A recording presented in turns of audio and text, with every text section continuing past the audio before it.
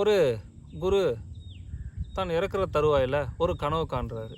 அடுத்த பிறவியில் அவர் பன்றியாக பிறக்க போகிறதா. உடனே தன் சீடர்களை கூப்பிட்றாரு.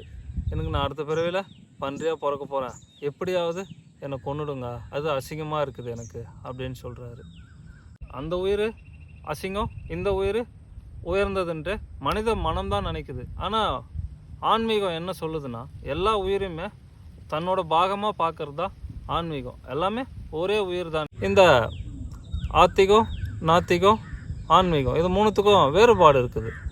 நாத்திகம் அப்படின்னா, இப்போ ஒரு சிலையை காட்டுறோம், அவர் பார்த்துட்டு இது ஒரு கல் சிலையாக இருந்தால் கல், இல்லைன்னா இன்னொரு சிலை சொல்கிறாரு. அதை தாண்டி ஒன்றும் இல்லை, அவர் அதை தாண்டி எதுவும் இல்லைன்னு நம்புகிறாரு. ஒரு ஆத்திகனை கூப்பிட்டோன்னா இந்த சிலையை தாண்டி எதுவோ இருக்குதுன்னு நம்புகிறாரு. அவர் இல்லைன்னு நம்புகிறாரு, இவர் இருக்குதுன்னு நம்புகிறாரு.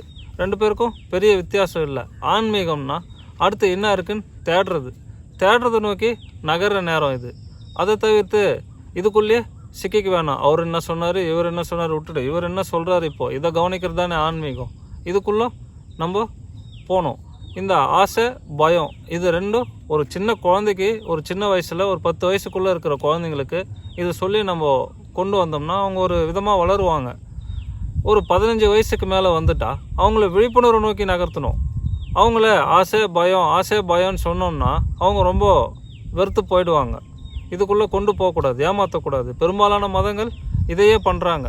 சொர்க்கம், நரகம், பாவம், புண்ணியம் இப்படி ஏமாத்துறாங்க மக்களை. இந்த மாதிரி மக்களை ஏமாத்துறது ஆன்மீகத்தின் நோக்கம் இல்லை. ஆன்மீகத்தின் நோக்கம் விழிப்புணர்வு நோக்கி கொண்டு போகிறது. நான் உனக்கு நிறைய பாவம் பண்ணியிருக்கேன் போன பிறவியில், இந்த பிறவியில் நீ அன்னதானம் பண்ணு சரியாயிடும் அப்படின்னா உங்களுக்கு அந்த மாதிரி சரி ஆகாது. எப்போ ஒரு அன்னதானம் பண்ணோன்னு பார்த்தா நம்ம பார்க்குறோம், ஒரு உயிர் பார்க்கும்போது அந்த உயிர் பசியால் துடிக்குது. உங்களுக்குள்ளே கொஞ்சம் இறக்கம் வந்துடுச்சு, கண்ணில் தண்ணி வந்துடணும். நம்ம சாப்பிட்டோம், அந்த உயிர் சாப்பிடாமல் இருக்குது, அந்தளவுக்கு உங்களுக்குள்ளே அன்பு வந்துடுச்சுன்னா நீங்கள் வாங்கி கொடுத்துருவீங்க. உங்களுக்கு பாவம் புண்ணியம் தேவையில்லை, செயலில் இருக்கணும், எல்லாமே உணர்வில் வரணும்.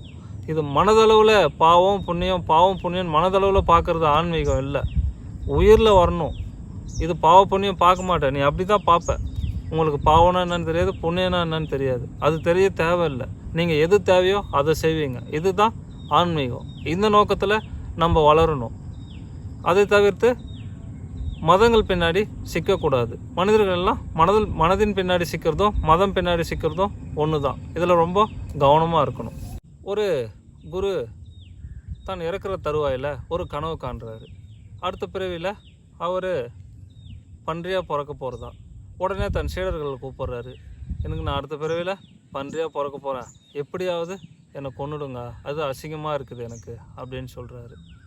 குரு சீடர்களும் சரின்னு ஒத்துக்கிட்டாங்க. இப்போது கொஞ்ச நாள் கழித்து இந்த சீடர்கள் எல்லாம் அவர் சொன்ன இடத்துக்கு போனால் அங்கே ஒரு பெரிய கொட்டை இருக்குது.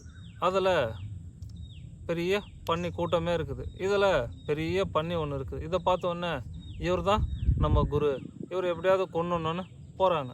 போனால் அந்த பன்னி எழுந்து ஓடுது. அதை விரட்டுறாங்க, அது ஓடுது. அது மகிழ்ச்சியாக தான் இருக்குது. அதுதான் சரியான இடம். அந்த இடத்துல அதுக்கு முற்பிறவை பற்றி தெரிய போகிறதில்ல. இப்போ இருக்கிறதுல அது இருக்குது. எல்லா உயிரும் அப்படி தான் இருக்குது. எல்லா உயிர்களுமே இந்த உடலை தக்க வச்சுக்கணும், அதுக்கு தானே போராட்டம். நீங்கள் இப்போ போன பிறவியில் ரொம்ப பாவம் பண்ணதுனால இந்த பிறவியில் கஷ்டத்தை அனுபவிச்சுட்டு இருக்கீங்க, வாங்க உங்களை வெட்டிடுறேன்னா நீங்கள் வருவீங்களா? வரமாட்டீங்கல்ல. அது போல தான் எப்போ உங்களுக்கு போன பிறவி தெரியலையோ அடுத்த பிறவி பற்றி இப்போ நம்ம யோசிக்கிறதுக்கு ஒன்றுமே இல்லை. இப்போ உங்களுக்கு இருக்கிறது இந்த பிறவி. இதில் நீங்கள் முழுமையாக விழிப்புணர்வை நோக்கி நகர்ந்தீங்கன்னா நீங்கள் அற்புதமான உயிராக மலர்றதுக்கு வாய்ப்பு இருக்குது.